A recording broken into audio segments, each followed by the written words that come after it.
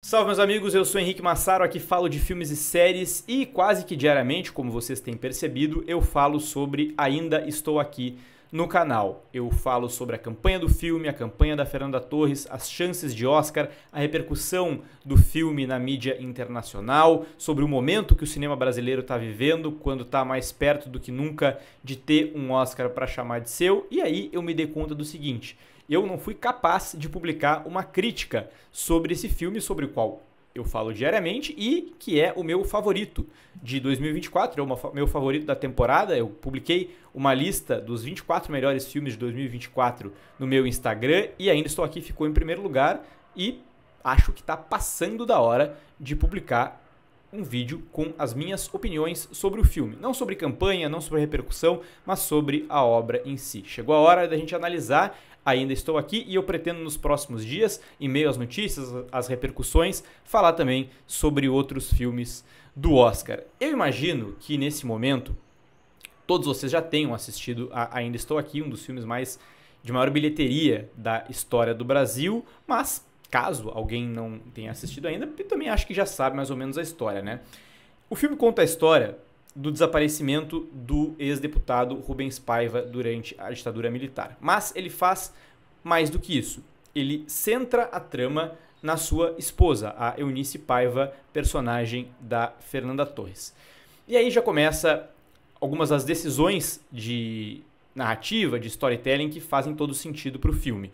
Contar uma história sempre é fazer escolhas sobre qualquer tema que se for abordar. Com a ditadura militar não é diferente. Existem diversos pontos que podem ser explorados sobre os anos de chumbo no Brasil. Muitos deles já foram por outras obras e certamente muitos ainda poderão e deverão ser abordados pelo nosso cinema, pela literatura, enfim.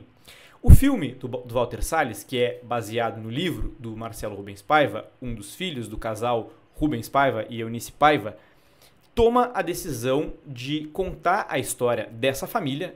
Esse é o primeiro ponto, contar a história da família com a ditadura, as consequências da ditadura nessa família. E mais do que isso, especificamente sob a perspectiva dessa mulher, da Eunice Paiva, uma heroína silenciosa da história do Brasil, sobre a qual a gente tinha informações, mas nem perto do que a gente sabe hoje, depois do livro e, obviamente, do sucesso do filme. E que escolha incrível. Toda vez que eu penso sobre o filme, isso me vem à cabeça. Como a escolha ela é bem feita e bem conduzida. Porque tudo no filme, na forma como o filme é feito, como a história é contada, se conecta e combina e faz sentido com a personalidade da Eunice Paiva. Logo no início do filme, a gente vê a Eunice tomando banho de mar no Rio de Janeiro, ali da virada dos anos 60 para os anos 70. O Brasil já vive há alguns anos os seus anos de chumbo, mas alguma coisa naquela família parece destoar dessa realidade. O colorido ali da paisagem carioca é cortado, logo nessas cenas iniciais, pelo peso de um tanque de guerra passando perto da praia, por exemplo, simbolizando perfeitamente esse contraste que eu estou falando. Aquela família do Rubens e da Eunice Paiva, ela parece resistir ao que acontece lá fora com uma espécie de leveza. Num extenso movimento de câmera, por exemplo, logo no início do filme, a imagem vai nos aproximando da casa da família que fica perto da praia, cumprindo perfeitamente ali a sua função narrativa. Sempre que eu faço alguma crítica, eu costumo falar sobre isso, como cenas elas têm diversas funções a serem cumpridas e aqui esse movimento de câmera cumpre uma função que é essencial para a gente entender o filme. O Walter Salles e o diretor de fotografia, o Adrián Terrido, eles estão nos convidando com esse movimento a entrar na casa da família Paiva, porque era assim que essa casa era. Sempre com as portas abertas, com as janelas abertas, era convidativa a entrada de amigos, das crianças e dos adultos também. A casa ela é sempre iluminada em diversos sentidos, tá? Lá dentro tem gente, tem conversa, tem sorrisos, tem música, tem literatura. Ela é um contraste do que acontecia em boa parte do Brasil do lado de fora, mas não é só isso. Ela é também um recorte de Brasil que de fato existia na época, mesmo em meio a tudo isso que acontecia politicamente, que estava tomando conta do país, porque nessa época também, de alguma forma, existia o Brasil da arte, o Brasil da Tropicália, um Brasil quase idílico e que nunca chegou a se concretizar por completo por conta desses acontecimentos. Um Brasil, no entanto, que ali, naquele núcleo familiar, parecia perfeitamente possível. E qual é o único momento de todo o filme em que as portas e as janelas dessa casa, que estão sempre abertas, são fechadas? O único momento em que o ambiente, que é sempre iluminado, acaba escurecendo. É quando, finalmente, a mão armada do Estado entra lá para levar o Rubens Paiva. Dentro desse imóvel, por sinal, os homens também entram sem bater. Eles entram sem ter que usar força, eles abrem a porta para eles são tratados com respeito, inclusive são servidos, em meio a toda a apreensão, eles são servidos pela Eunice Paiva com a educação de quem está recebendo visitas. E, simples assim, eles levam o seu marido para a gente, né, no filme, e para aquela família nunca mais vê-lo. Inclusive, o momento de despedida dos dois, a Eunice vai até a porta e ela olha para o marido e inteligentemente o Walter Salles faz um dos poucos close-ups do filme, que é o momento em que ela está vendo o Rubens Paiva pela última vez. O pretexto para levarem o Rubens Paiva é o de prestar depoimentos numa delegacia, sabe-se lá onde, e ele acaba nunca mais voltando. Qual era o envolvimento dele na luta contra a ditadura? Ele era um ex-deputado já, ele já não era deputado há alguns anos, e ele ajudava a famílias de pessoas que estavam exiladas, enfim, a receberem cartas para se comunicar com os seus entes queridos em meio a tudo isso. Esse era o envolvimento dele.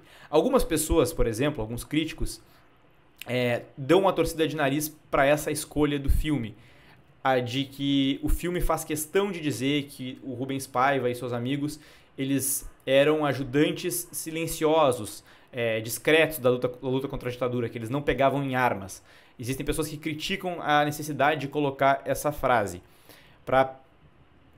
Uma tentativa seria, segundo essa visão, de suavizar um pouco o papel dele e tal.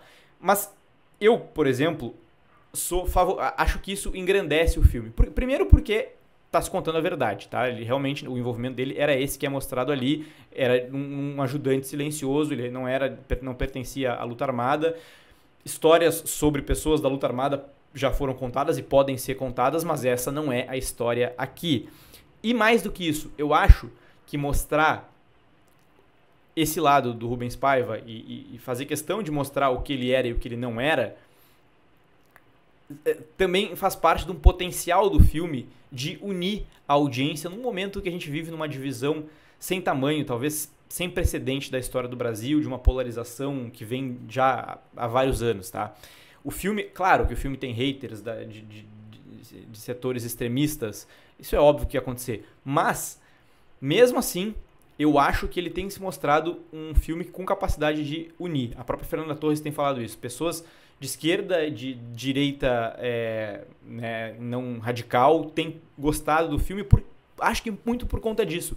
Porque mostrando quem era o Rubens Paiva, o Walter Salles, enfim, o filme, eles mostram que numa ditadura não importa, não basta ter o discurso assim, se eu não me envolvesse, se eu não ficasse entrando em guerra com o regime, eu não seria prejudicado.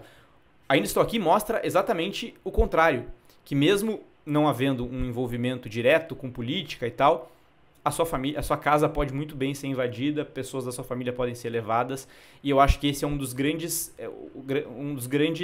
méritos do filme, é cumprir essa função de mostrar que não, mesmo pessoas que se consideram acima assim, de qualquer perigo de um eventual regime extremista, elas estão sim também correndo perigo. Então, esse potencial do filme de unir pessoas de visões diferentes e ver os perigos de uma ditadura, eu acho que é uma coisa a ser destacada. E a ausência do Rubens Paiva, vivido pelo Selton Mello, ela é sentida por nós como uma saudade mesmo de alguém da família. Esse sentimento que está tomando conta dos personagens, ele é percebido por nós enquanto a gente assiste o filme.